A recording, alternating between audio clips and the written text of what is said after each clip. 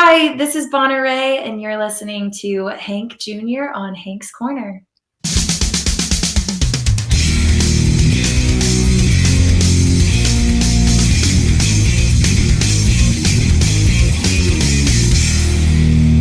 Hello, everybody, and welcome to another exciting episode of Hank's Corner. You know who I am. I'm Hank Jr., part of Hank Jr. Productions, where I'm documenting life's moments through photography, videography, and, of course, podcasting. And you know that my little corner is in the Tampa Bay area. I'm excited about talking with my next guest.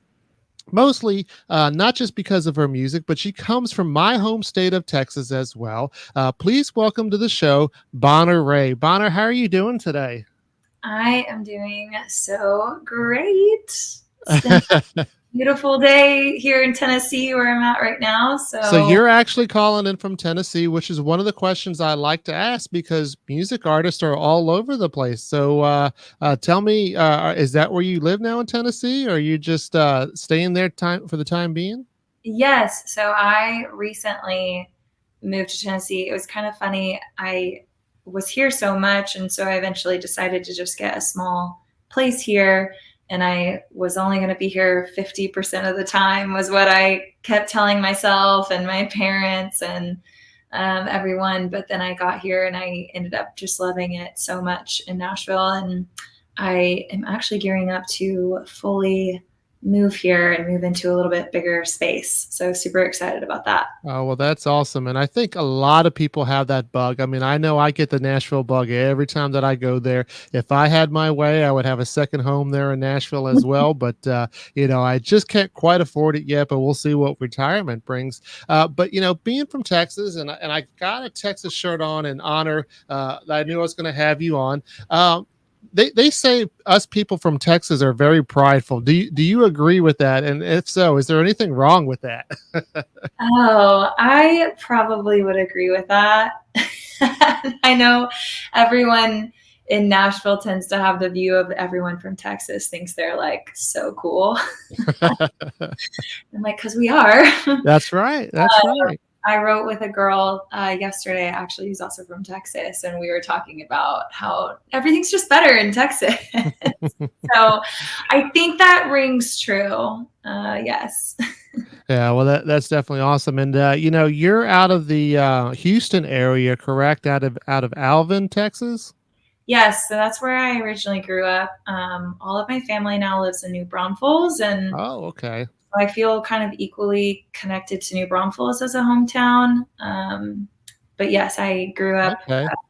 My childhood was spent in Alvin. So Yeah, so for those that don't know, and I don't know why you don't know the geography of Texas, but for those who don't, Alvin is more close to the Galveston area, which is where I took my first cruise out a few years back. And New Braunfels is just, over towards the, San Antonio, Austin area, and they have a nice water park. At least they say did. I don't know if it's still there, if they still have the Schlitterbahn or not. oh, it's there. There's the older park is still there and functioning, and then they've also built just down the street from it like a newer section of it Oh, as well. So okay. it's huge. Well, for those that do know me, that when I was in Texas for the last 13 years, that when I lived there for the 13 years, I was in the Corpus Christi area, and they try to bring Schlitterbahn down there. We were so excited to have that because Corpus Christi just doesn't have that much, and unfortunately, it just folded over. Don't know why. So, we got a good year or two out of it, and then it was gone. Oh man, I know they started one in Galveston as well, which I have no idea if it's still there or not, but Yeah, well, it is definitely a nice park. I mean, I used to enjoy it, but sometimes I guess the market just doesn't work well. And what are some of the things that you miss about Texas? oh gosh, I think the biggest thing, okay, kind of funny. This is niche, but I miss the grocery stores. Yes, HEB. Yes. Beyond the fact that HEB just absolutely rules. I mean, because we have Kroger here and Publix, which are great. Hmm. The issue lies in the fact that like produce and stuff, like it just like if you buy a thing of strawberries here, you better be planning on eating them that day because they're going to be Yeah. moldy in 2 days. Like it just doesn't like last as long, which is a very weird frustration that I don't understand. And I'm now that person. It used to be when I would drive back and forth, my friends that were from Texas here would constantly ask me to bring them stuff from the grocery store in Texas. And I always thought they were so dramatic. And now that I live here primarily, every time I go back to Texas, I'm like stocking up on my things from the grocery stores in Texas I love. So kind of niche, but I miss the grocery stores. And then also my family. I Yeah. am so used to being within 5 minutes of all my siblings and their kids and my parents. And I can feel a little left out sometimes. Well, it's always definitely the family that artists seem to miss. But you talk about the grocery stores, and out there in Nashville. I don't know if you know Allison Asarch, but she is also from the Houston area as well. And she was one of the earlier ones I had on my podcast a while back. And that was what she missed most about Texas was HEB, and it just brought me back because the thing I missed about HEB was that it had like this like cooking area where especially on the bigger HEBs where you can go and they would actually cook in front of you and they would give you the recipes on how to do that and you would just sample. And I know a Friday, Saturday night I would go there, have some samples for food, have some samples for drink, and I was good to go to get started for the night. I know, right? Just a cheap little way to pick up a meal. Yeah. I kind of forgot about that, but yeah, they don't do that in the grocery stores here. I didn't even really realize until just now, but yeah. Yeah, not quite as much. Occasionally you'll find the samples, but here in the Tampa Bay area, I have not found anywhere that they actually cook for you. But it's a different life, so to speak. And what a way to segment. I love how I do that, right? What a way to segment into your latest song that you have out called "Different Life." For those who follow me on Facebook, know that I have the New Music Friday Facebook post, and of course, Rhae was just recently on there, and tell us a little bit about this song. Yes. So I was really, really excited to put this one out. I'm kind of in a whole era of releasing new music. And this one, so I've released 2 other singles this year as well. And this song in particular, Different Life, was the first release that's actually just like really deeply meaningful to me. So I was really excited and nervous and I don't know, just pumped about getting it put out. So I wrote it during probably, one of the most difficult years of my life. And, just looking at the life that I was in and realizing that maybe it wasn't really what I wanted and realizing that I had spent so much of my life trying to live up to the expectations that I at least thought people had of me. And I don't even know how factual it is that those expectations actually existed, but it's what it felt like in my life. I felt like I had to be this very specific person. And so I created my life to look like that kind of person would have. And eventually, started being a little more honest with myself and realizing that that really wasn't what I wanted. And as the tagline of the song says, maybe I was meant for a different life, which is crazy because now I'm very much living a very different life. I've moved 12 hours from my family. I've never lived more than 3 hours from my family. I've made new friends. I am like all in pursuing music. It's nothing about my life is the same as it was 3 years ago. And it's crazy. It's funny because it's a different life is like a phrase I constantly use to describe my life or describe the life I used to have, and not even purposefully, but it's just actually such I don't know, it's just something that actually resonates so deeply with me that I use the phrase constantly. So, And what a better time now to go ahead and play Different Life here on Hank's Corner.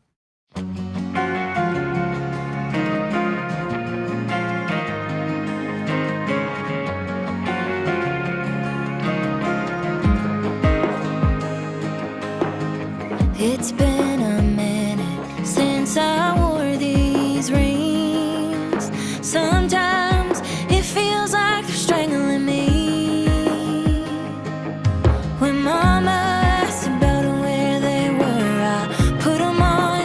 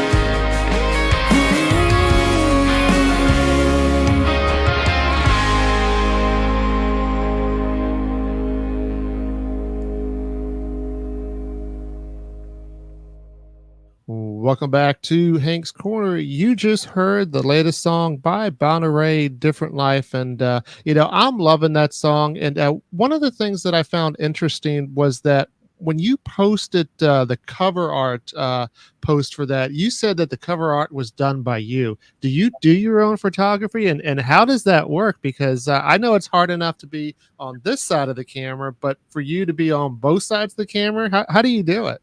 Okay, so the photo on that one was actually taken. It was taken by somebody else. Her name's Olive Jolly, and she was fantastic to work with. She did a bunch of behind-the-scenes photos for me during my music video shoot for Different Life. So she actually took that photo. I had a very specific vision. I wanted specifically that photo, specifically like we took like a handful of them just to get the exact right like dress swish that I wanted. And so that one I did the actual like the Different Life and everything, the like artwork on top of the Gotcha. photo, and she did the photography. I do nowadays a lot of my own artwork for my album covers and everything. Obviously somebody else has to take the photo, but I am actually a professional photographer. Oh, okay. So we're going to have to talk a little bit of shop after, a little bit down the road on this about that, because I love talking about photography. Oh But yeah.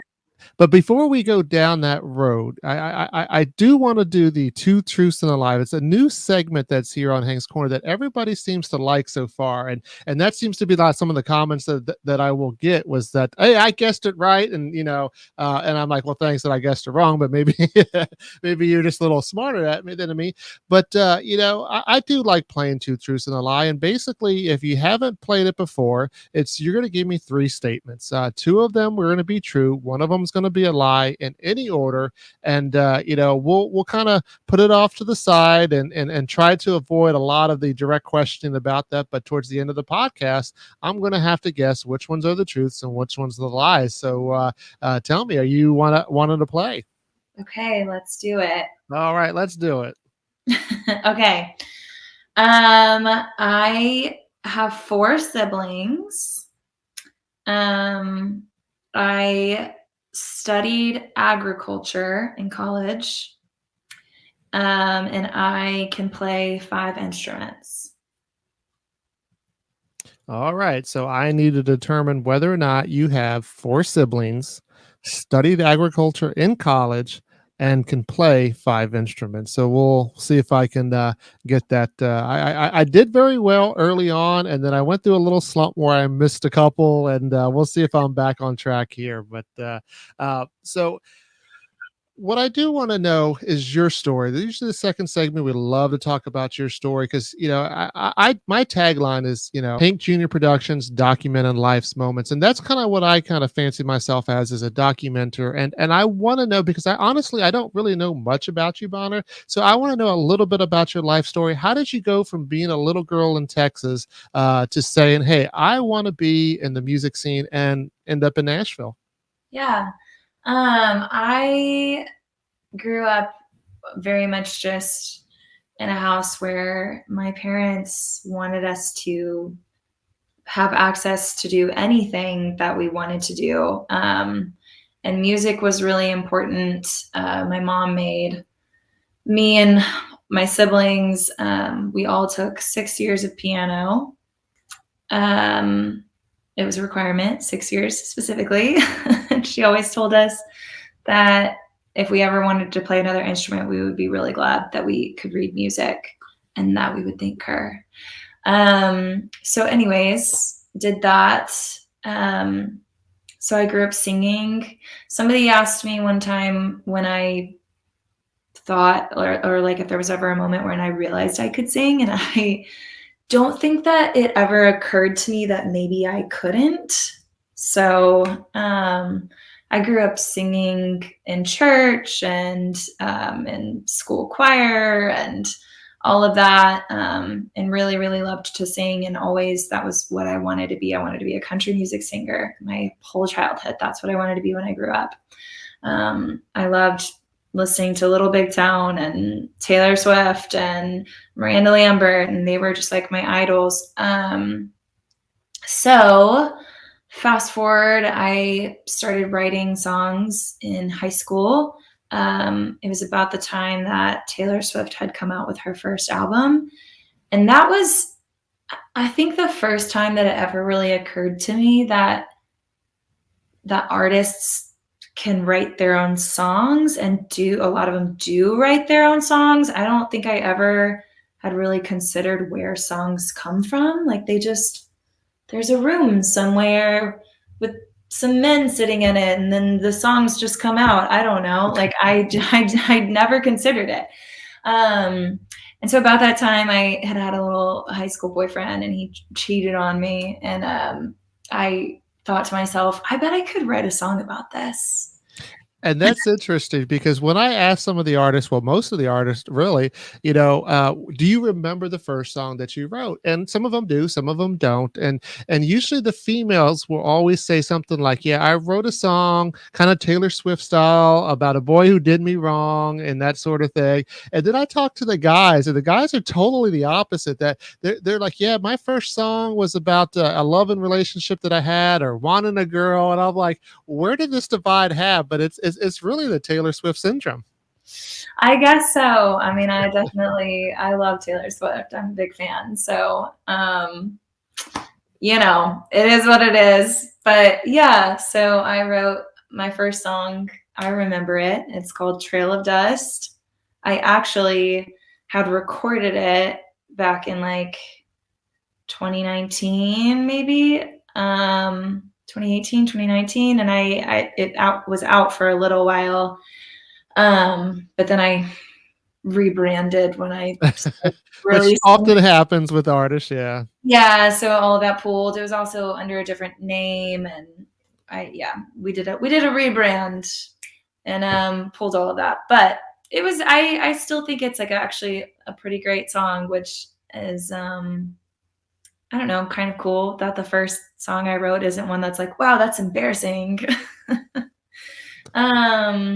So yeah, then I went to college. I wrote through my first year of college, and then I started dating someone who wasn't super supportive of it, didn't make me feel encouraged in it, kind of made me question whether I was actually good at it or not. And I ended up stopping, and I didn't start again. I stopped singing. I stopped like playing guitar. I stopped everything for probably over 10 years. And then I went to a Miranda Lambert concert outside New Braunfels in Texas. And I just stood in the crowd and I cried. I couldn't help it. I just was watching her up there, and it was somebody that I had been my idol when I was younger. And I was just like, oh, like, that's what I wanted. I wanted to be on a stage like that. That's what I wanted. I wanted to write songs, and I wanted to sing in front of people and connect with an audience and connect with fans. And I wanted that so bad. And I just made a decision that night to pick my guitar back up and start playing it again. And I started booking some little gigs here and there. I had a really great guy friend. I was terrified to play guitar and sing on stage by myself. I had a really awesome guy friend who came with me to all of my shows and played guitar for me at the first so I could just sing. And he was really wonderful to have and super supportive. And I just clawed my way back into it. It was really hard when you go from having been able to do a skill like play the guitar at one point in your life, and then you come back to it at another point and you're basically starting at ground zero. I mean, I couldn't even fully remember how to play certain chords, or the calluses on my fingers weren't there. Like, it physically hurt to play. It was super frustrating. And even singing, you go 10 years without singing, and like I had to go take some vocal lessons and strengthen my voice again. And it was really frustrating.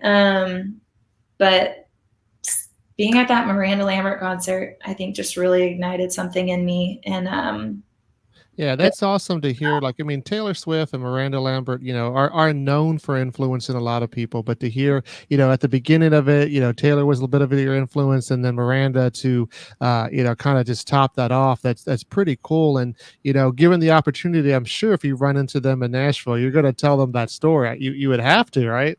If I could stop crying, I don't know. I feel like I would just like dissolve if I. Kelsey Little Ballerini starstruck there. walked past me at a like after she played at the Shania Twain concert last year. She like walked like right past me, and I started crying. Well, it happens, sometimes people do that. And what people don't realize too is some of the people that I talk to, although they may be famous in their own right, but they still have stars just like everybody else, that sometimes they get starstruck, and that's what happens. And I want to play one of my favorite songs by you called My Feet Don't Touch the Ground. I guess that's perfect too when when you see Miranda Lambert, that might happen. So like I said, I have a way with segues, and we'll play that, and then when we come back, we'll talk a little bit more. Great.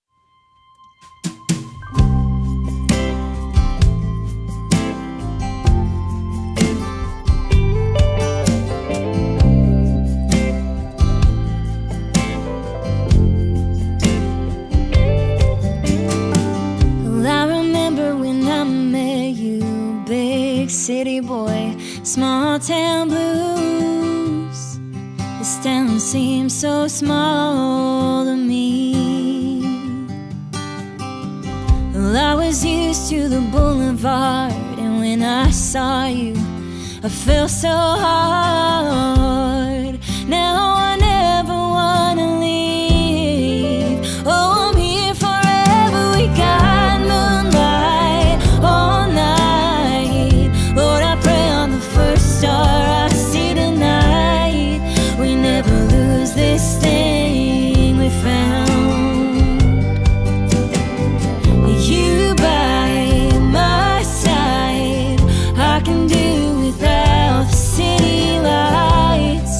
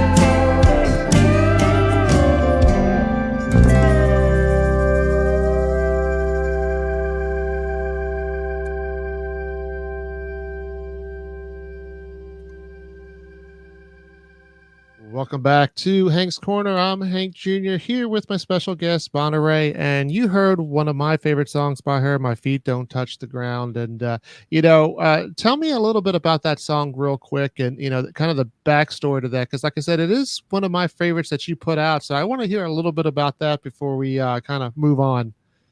Yeah, so that song is actually an older song. It was written by Brandon Jenkins, who has since passed, sadly. And it was a song that when I first was learning to play the guitar, I'd grown up playing this song in my childhood bedroom. And when I was recording my first album, it was produced by two men, Walt Wilkins and Kyle Hutton. And we were sitting in a pre-production meeting, and I had my guitar out. I was just kind of messing around, and I was playing that song. And Walt looked at me and said, "We have to cut that. We have to cut that song." And I was like, "Really?" I didn't, such a beautiful song. And I almost felt like I didn't deserve to or something. I don't know. And he was like, "No, that's so, I love your take on that. And we have to do it. We have to cut it." And so that's what we did. We cut it. And my version of it is dreamier than Brandon Jenkins. And so we got to kind of put my stamp on it, which was really fun. And it's definitely a special, just really nostalgic song for me. And I don't know, it's really fun to me to get to cut songs that other people have written. I obviously write, and I write most of my stuff, and I love to write. I write for myself, I write for other people. I love it. But it's also important to me to respect other writers. And I love when I get the opportunity to cut something that somebody else wrote. Just as a writer and somebody that knows how amazing that skill is, it's just really cool to me to take somebody else's work and something that somebody else wrote, but I feel really connected to. That's what music's all about. So yeah, super Definitely. fun to do And that. and you put that on your debut album, Forward Address. And I noticed that you had, at least some vinyl copies of that. Do you still have vinyl copies of this album? Yes, I do. I've got vinyl, and they are actually really pretty. The actual vinyl itself is a transparent blue, which is super fun. So yeah, I Well, sell. well, I may have to get one of those because I'm kind of going back into vinyl, which is weird because I had a lot as a kid. I'm a little bit older than you, so I did have a little bit more of a collection that came through my, with my parents and whatnot. But I started recollecting them again, and I didn't even have a record player to play them on. So I ended up, I think it was 2 Christmas ago, having to get one. And I definitely need to look into getting yours. And I always tell people, hey, whenever you can, go out and buy the artist merchandise, because really that's your bread and butter right there. So if anything, she's got a few albums left that are on vinyl. Go ahead and buy it, but save one for me, so maybe I could get that and do that. But when we talk about it being kind of dreamy, and you see this in the background, I am a photographer, and I do a lot of work with artists trying to help promote them, and really I do that at no cost to them a lot of the times, just so that they can get started. But where I do get some of the money to help pay for the expenses is during the weddings and that kind of stuff. And that song kind of makes me think, like you said, dreamy and wedding, and I do a lot of that wedding photography, which is hard, but like I said, it kind of helps pay the bills of what it costs to do photography. But what is the photography that you do and like doing?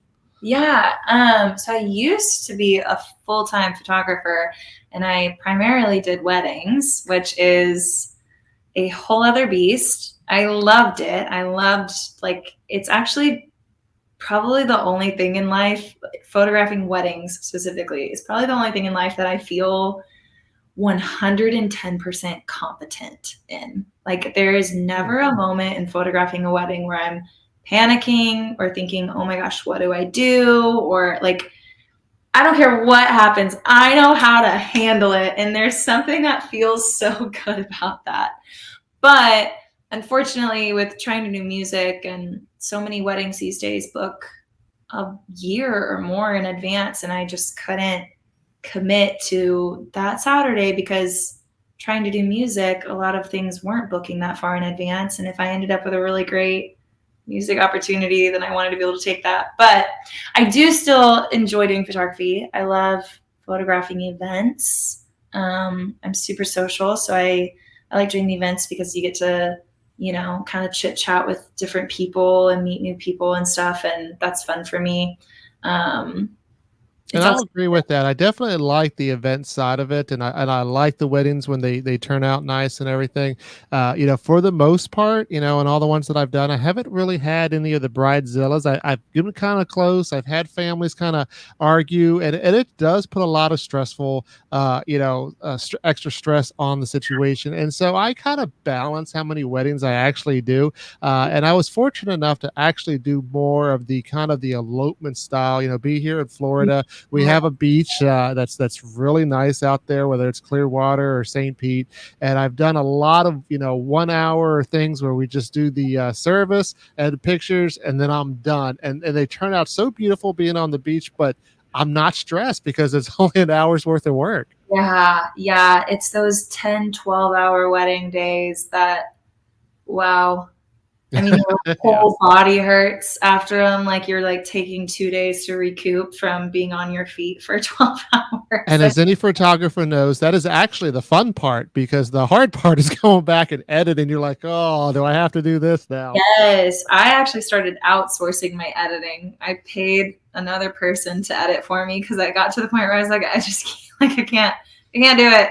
It's Yeah. like mind numbing. I So haven't gone that route yet. I figure if I have to do that, then I'm taking on more than I can chew, because those that know me, I do have a different full-time job. So but I do love doing the photography. I do love doing the videography. And I want to play another one of my favorite songs by you, is Cadillac. And when we'll come back, we'll find out about the two truths and a lie and some other fun stuff about you.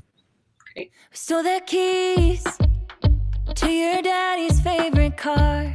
We made it out the driveway without him catching on, just like we did when we were kids that summer. But things have changed, and we both did a lot of growing up. No more sneaking mama's liquor since we're over 21. And that same CD you burned for me is playing. And just like that, call it a bad habit, falling into deja vu and daydreams, memories forgotten, speeding past, like we're 16 again for the second time. Found love in a Cadillac.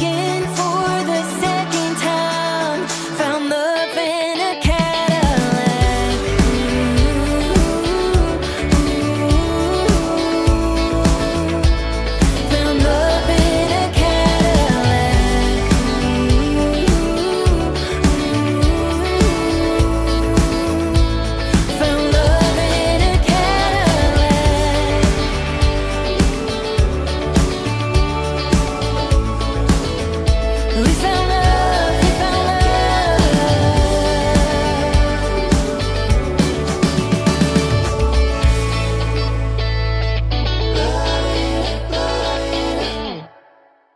And you just heard Cadillac by my special guest, Bonner Rhae, straight out of Texas, now in Nashville, the best of both worlds out there. And, it's been definitely fun having you on this podcast. And I'm definitely enjoying some of the things that we're talking about. And, kind of do a little bit more of a lightning round here. I always got to talk about food. So, tell me, what is your favorite food? Anything Asian. Asian food, I Oh, could every day. I could live off of it. I never get tired of it. how about your favorite dessert? Ooh, okay. There's a place here in Nashville called Park Cafe. It's in Sylvan Park, which is kind of just a little small neighborhood in Nashville. And they're what is it called? Dang it. What is that dessert that's creme brulee? It's creme Oh, brulee.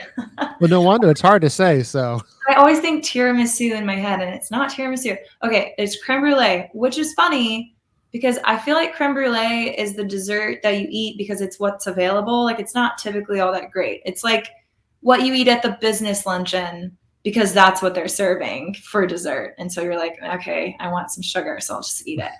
It's not usually that, but Park Cafe creme brulee is so good. It is. I've been addicted to it lately. well, it sounds like the way you said that too, because it rhymes. You could actually do a commercial for that. So maybe they'll, want to sponsor you, want to sponsor me. Maybe we'll get them on and do a commercial for the creme brulee. So let's see what we can make that happen. Now we just played your song Cadillac, and do you have a favorite car yourself? Favorite car. I'm kind of practical with my vehicles, honestly. But if I were to like the like a what would you even call it? Like a vintage car, I tend to like things from like the 50s. And I wouldn't know what to call anything specifically, but like I love that era of vehicle. Like Yeah, so anything that you may have seen on Back to the Future, right? With those big, and a lot of them were Cadillacs back then. So, yeah. just kind of the big cars and the classy looking ones. Yeah, I definitely love those. And when I see them going down the street, I'm like, oh, that's pretty cool. Like I couldn't care about a brand new, I don't know, Lamborghini or whatever. Like I couldn't care less. But like a cool vintage car, like a cute paint job, I could get on board. Yeah, yeah, definitely. And given the opportunity to perform with anybody on stage, who would you like to perform with, living or not?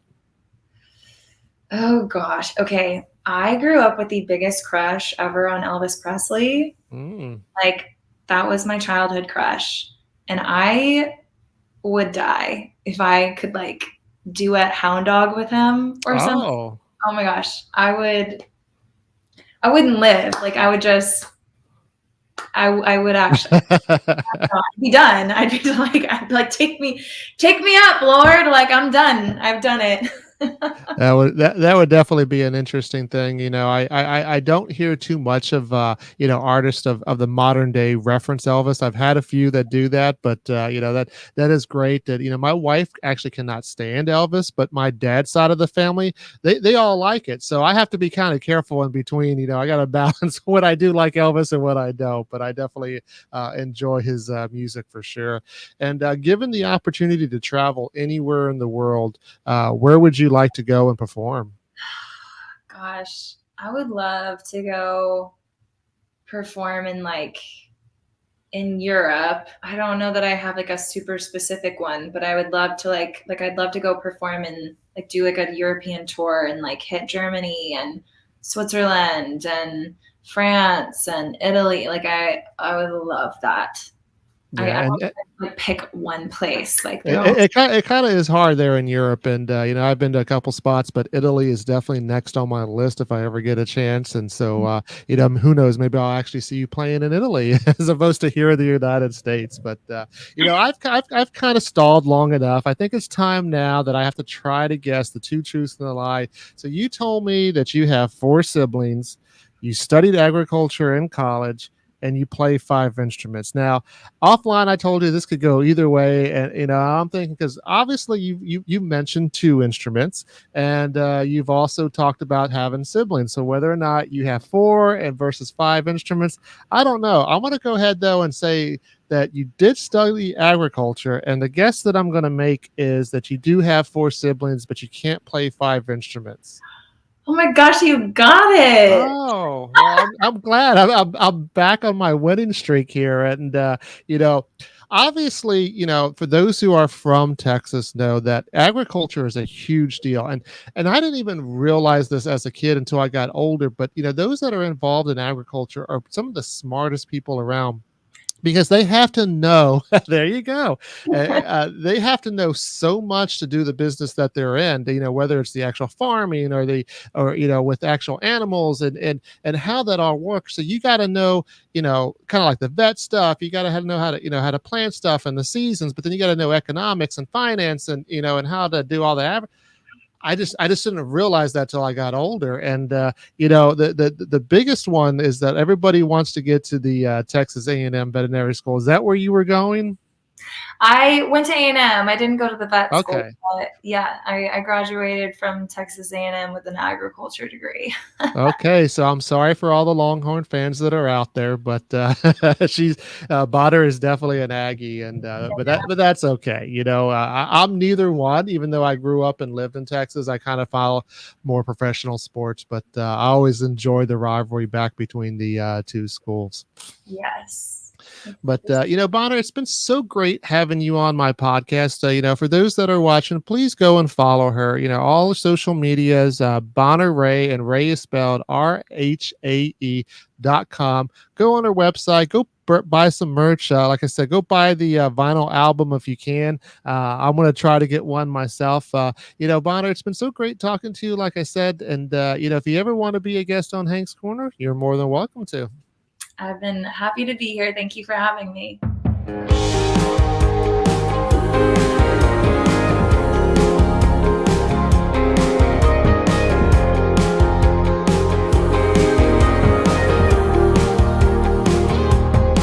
Gonna find a honky-tonk that smells like Virginia Slims, and a dance floor that feels real worn in. Turn some heads, shake my hips, make you feel sorry for my ex-boyfriends. Glitter on my eyes, looking around the room. I bet you wish they'd land on you, but I'm not here to make your dreams come true. I'm here for the beer and the me I once knew. I'm back up to my old ways. I never had a problem dancing alone. Another single girl face. I got that hot pink denim glow. Taking shots without chasers and playing with players. Looking like I might go home with a stranger, but I'm just here to dance in my 90s Wranglers.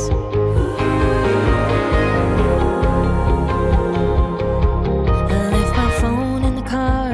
Now I don't want his number. Said he can get me backstage, 'cause he's friends with the drummer. He's the last day of school and I'm the first day of summer. Way ahead of the bullshit. Looks like we got a runner.